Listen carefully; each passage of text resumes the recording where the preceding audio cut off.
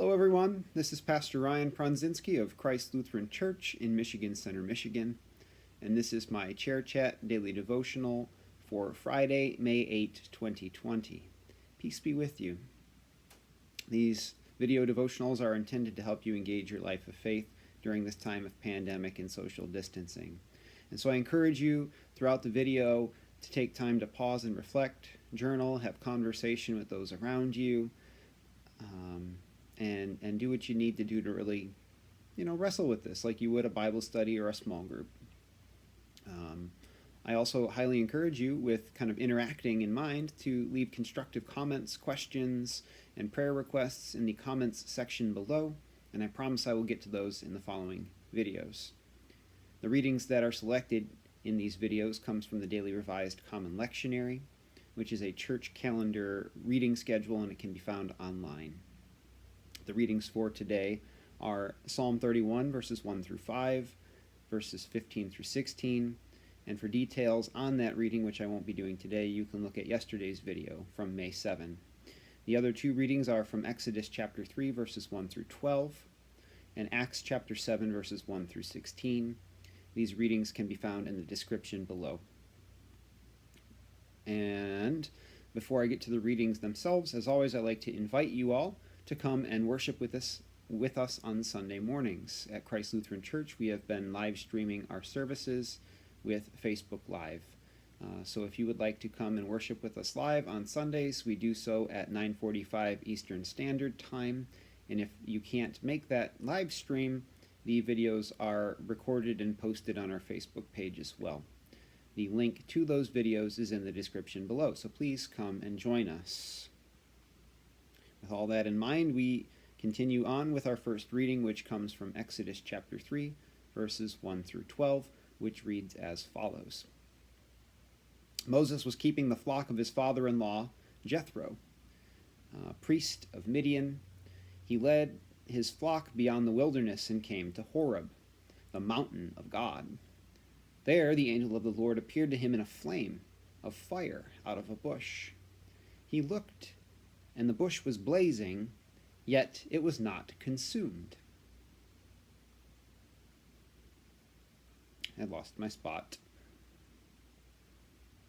Then Moses said, I must turn aside and look at this great sight, and see why the bush is not burned up. When the Lord saw that he had turned aside to see, God called to him out of the bush and said, Moses, Moses. And Moses said, Here I am. Then he said, that is God, Come no closer. Remove the sandals from your feet, for the place on which you are standing is holy ground. God said further, I am the God of your father, the God of Abraham, the God of Isaac, and the God of Jacob. And Moses hid his face, for he was afraid to look at God. Then the Lord said, I have observed the misery of my people who are in Egypt. I have heard their cry on account of their taskmasters. Indeed, I know their sufferings, and I have come down to deliver them from the Egyptians and to bring them up out of the land to a good and broad land, a land flowing with milk and honey, to the country of the Canaanites, the Hittites, and the Amorites, the Perizzites, the Hivites, and the Jebusites. The cry of the Israelites has now come to me. I have also seen how the Egyptians oppress them. So come, I will send you to Pharaoh to bring my people, the Israelites, out of Egypt. But Moses said to God, Who am I, that I should go to Pharaoh and bring the Israelites up out of Egypt? God said, I will be with you. When you have brought the people out of Egypt, you shall worship God on this mountain. I skipped part of that to repeat. God said, I will be with you in response to Moses, and this shall be the sign for you that it is I who sent you. When you have brought the people out of Egypt, you shall worship God on this mountain. All right, here ends the reading. My apologies for some of my stumbles today. Today in this reading, what I'm seeing is the power of sacred spaces. As I read through this time through, I've heard this story several times, but today I'm seeing the power of sacred spaces. So that's kind of going to be the theme for this reading. Now, if something is sacred, according to our English dictionary, it is something that is dedicated and set apart. Dedicated and set apart. That is, there's an intentionality and a focus in a sacred space and time. As Moses approaches the burning bush, he is asked to take off his sandals.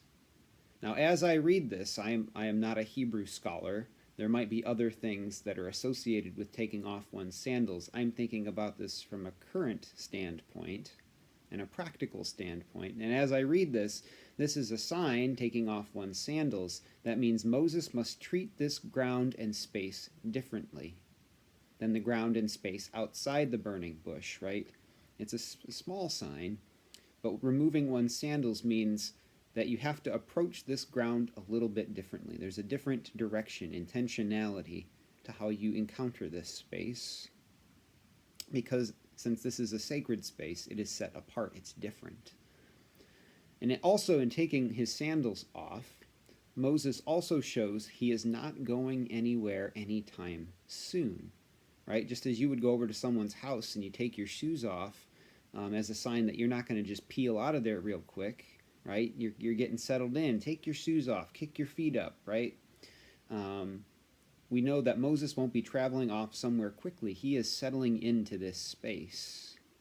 This space and time with the burning bush is dedicated, right? We're focusing here. We're getting settled in. There will be no multitasking.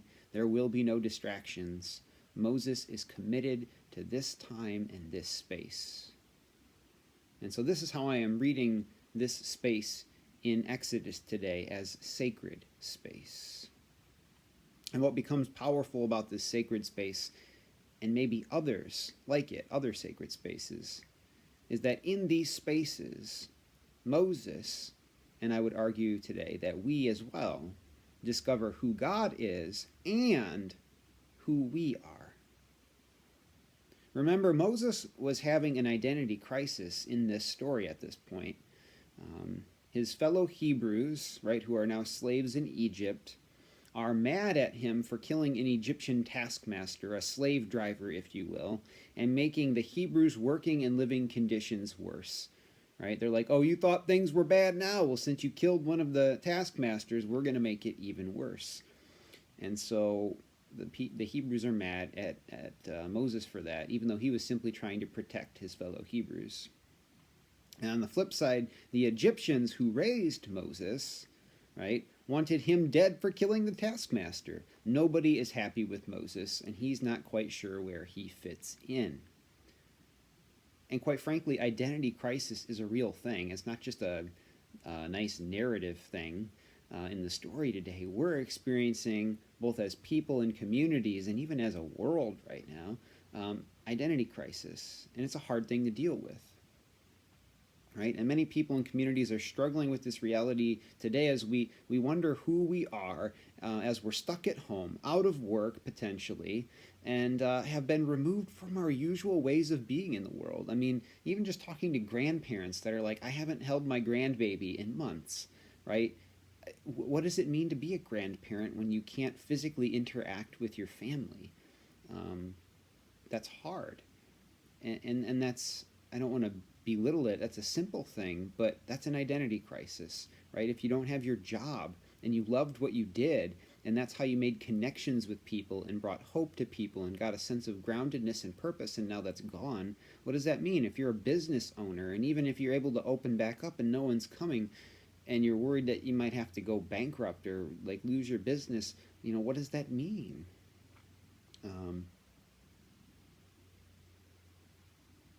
For us as the church, it's like I'm really not sure when in-person worship will ever look like it did before now. in the future. We have no idea how long that will take, and even after there is a vaccine and treatment, with all the adaptations and changes we've had to make, will things ever really feel quite the way they were?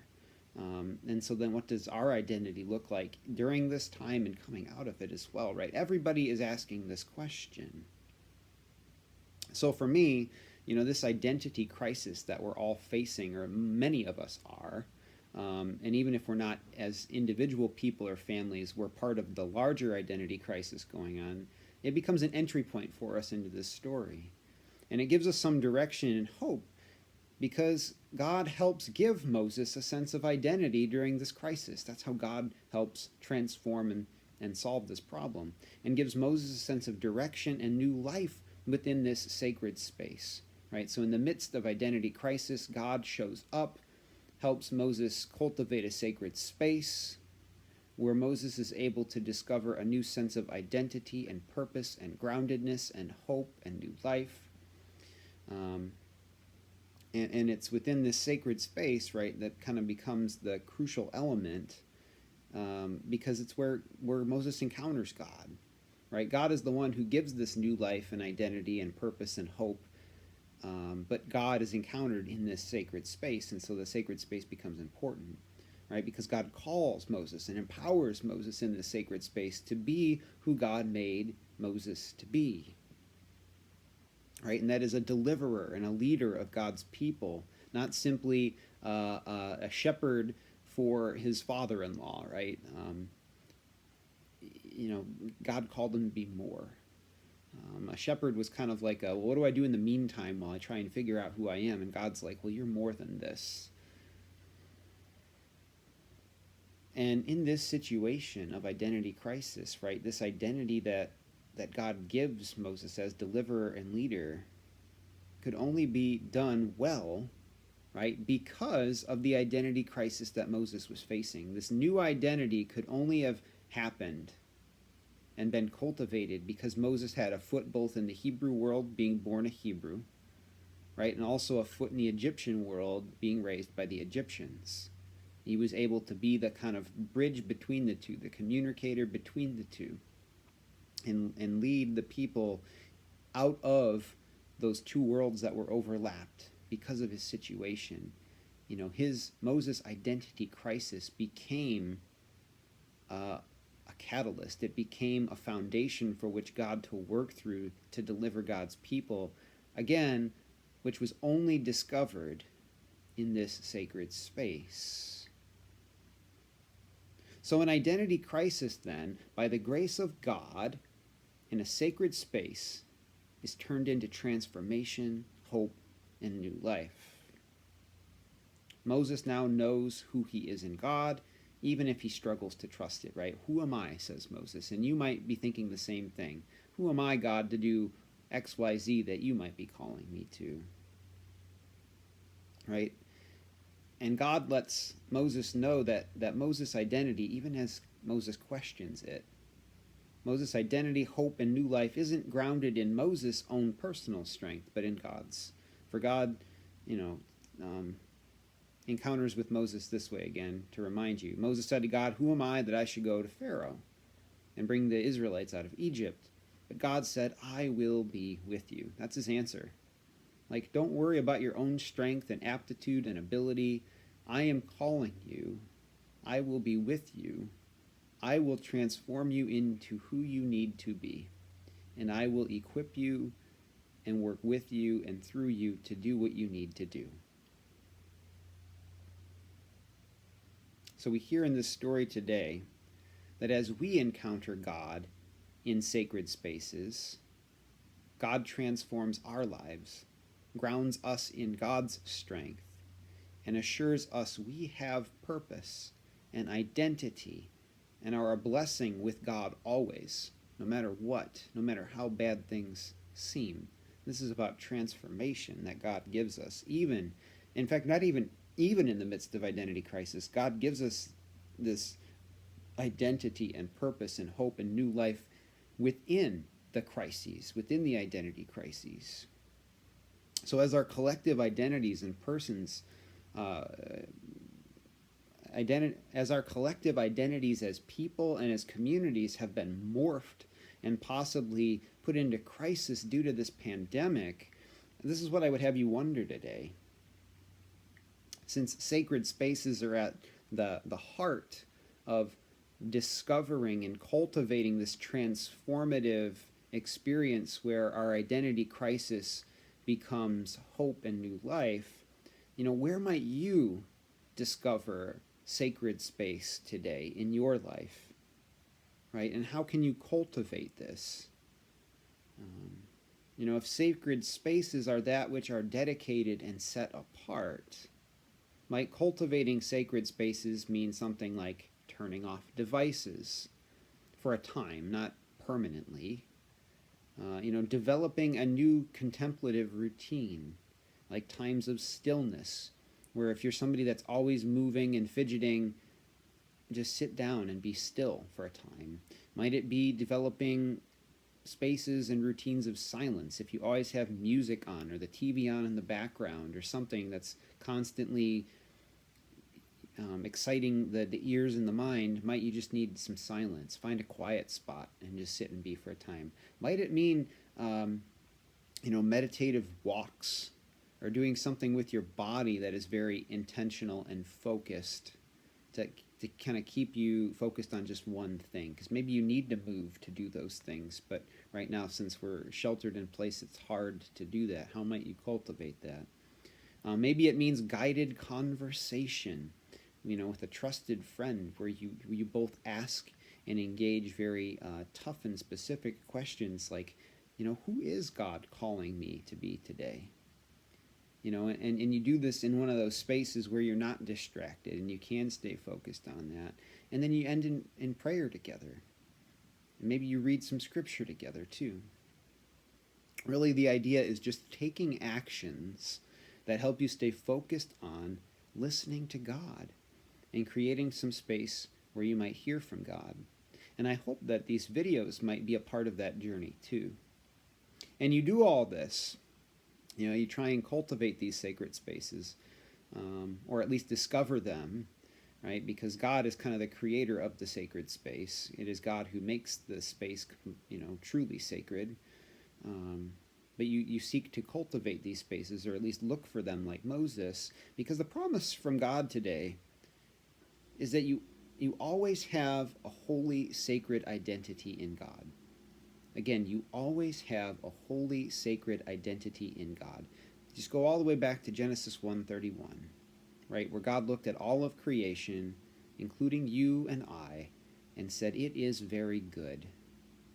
Right? We are created in the image of a holy, sacred God, meaning you in your personhood reflect holiness and sacredness because of your very being.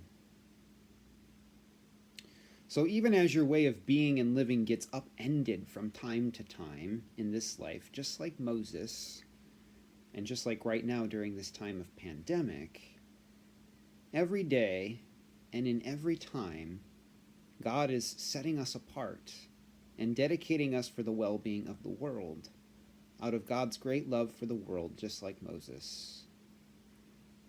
All right, I hope that's been hopeful for you. I've been talking quite a bit on this Exodus, but God is good, and God is seeking to transform our lives, especially in times of crisis, as God finds us in sacred spaces. As we go about our day-to-day lives, right? Moses was simply being a shepherd. He wasn't doing anything fancy. All right, so we're moving on to Acts chapter 7, verses 1 to 16, which reads as follows. Then the high priest asked Stephen, "Are these things so?" Meaning, from yesterday's reading, Stephen, are you saying bad, unlawful things which would cause us to accuse you, of being put to death or imprisoned or something to that effect? And then this is how Stephen replies to the false accusations, as we heard yesterday, that people are making against him. Quote, "Brothers and fathers, listen to me. The God of glory appeared to our ancestor Abraham when he was in Mesopotamia, before he lived in Haran, and said to him, Leave your country and your relatives and go to the land that I will show you. Then he left the country of the Chaldeans and settled in Haran. After his father died, God had him move from there to this country in which you are now living. He did not give him any of it as a heritage, not even at a foot's length, but promised to give it to him as his possession and to his descendants after him, even though he had no child. And God spoke in these terms, that his descendants would be resident aliens in a country belonging to others, who would enslave them and mistreat them during 400 years. Quote, But I will judge the nation that they serve, said God. And after that they shall come out and worship me in this place. Then he gave them the covenant of circumcision. And so Abraham became the father of Isaac, and circumcised him on the 8th day. And Isaac became the father of Jacob, and Jacob of the 12 patriarchs.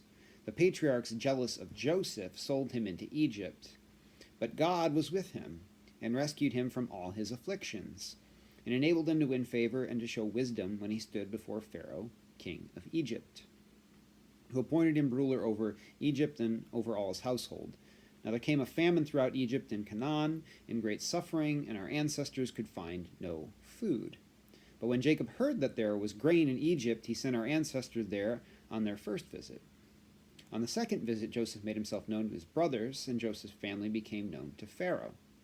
Then Joseph sent and invited his father Jacob and all his relatives to come to him, 75 in all. So Jacob went down to Egypt. He himself died there, as well as our ancestors, and their bodies were brought back to Shechem and laid in the tomb that Abraham had bought for a sum of silver from the sons of Hamor in Shechem. Here ends the reading. Quite frankly, this reading is just well out of context right now and isn't going to make a whole heck of a lot of sense. I'm going to try and explain a little bit and then end this video.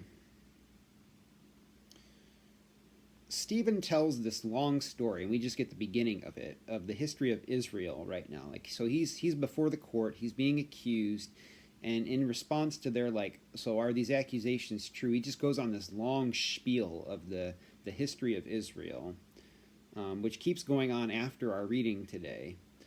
And he does this simply to point out that Jesus fits the person of Jesus of Nazareth, who lived, was crucified, died, and rose again. This Jesus, right, fits into the large narrative of God's prophets being killed by God's people in sinful protest, right, which is kind of starting to occur for Stephen right now too. And so now Stephen is going to fall into this camp, right? So Stephen's giving this testimony that Jesus falls into God's story. And now Stephen does too. That's his response. It's not no, these accusations are false. It's you are going to prove me true by killing me, just as you did to Jesus, because this is how it's always been. That's what Stephen is doing.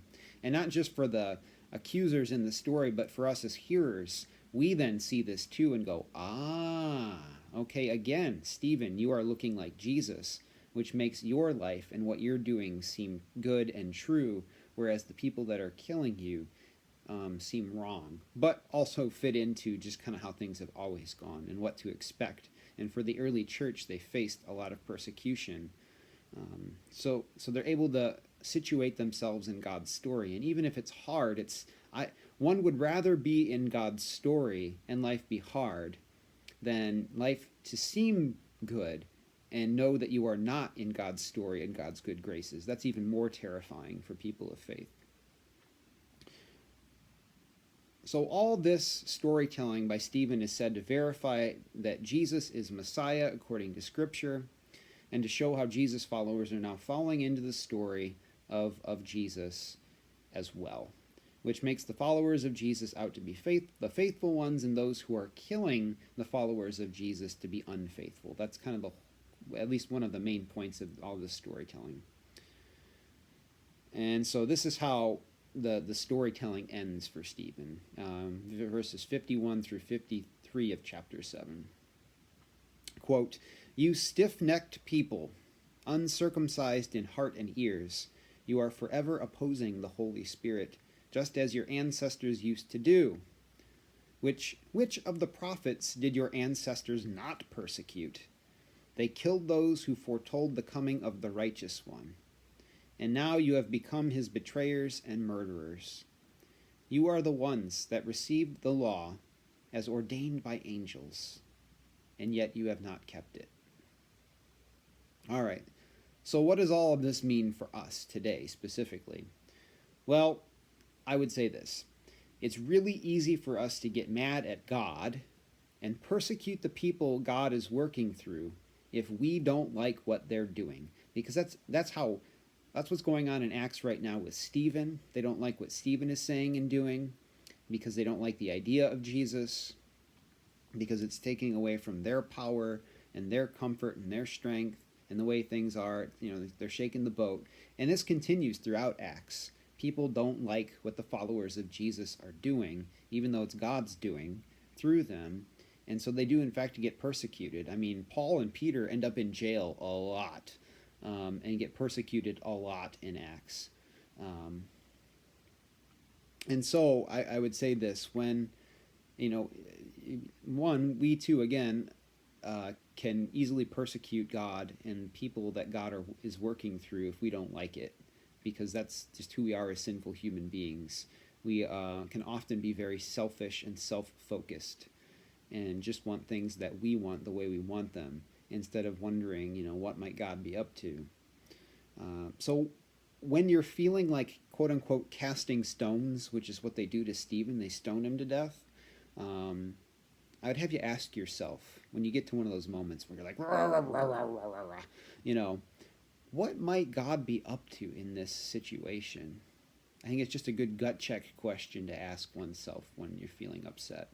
What might God be up to in this situation? And am I simply scared and jealous, or do I have a legitimate concern? Right? Because the people that stoned Stephen are just scared and jealous. They don't have a legitimate concern. In fact, they're lying about Stephen.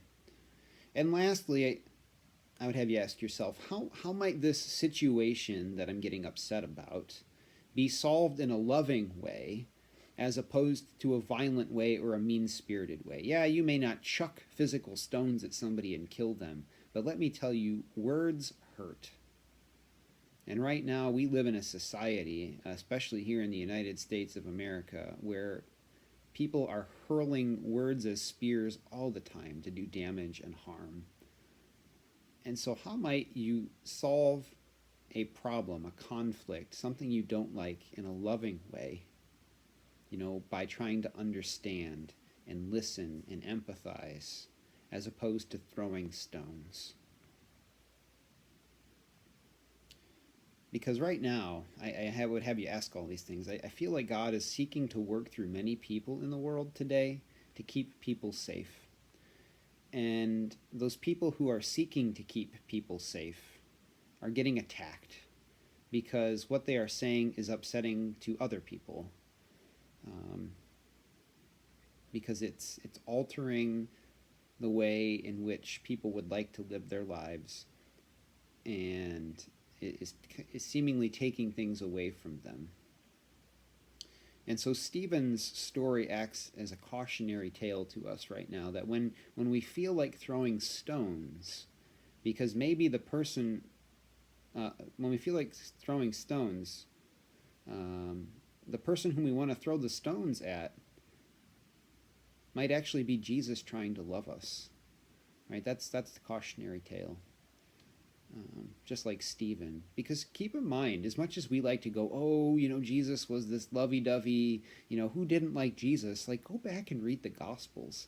There were plenty of people that did not like Jesus, obviously, because he got crucified, right? And the living, loving Jesus continues to work through God's people, just like Stephen. And even then, God's people get crucified or stoned to death. Right?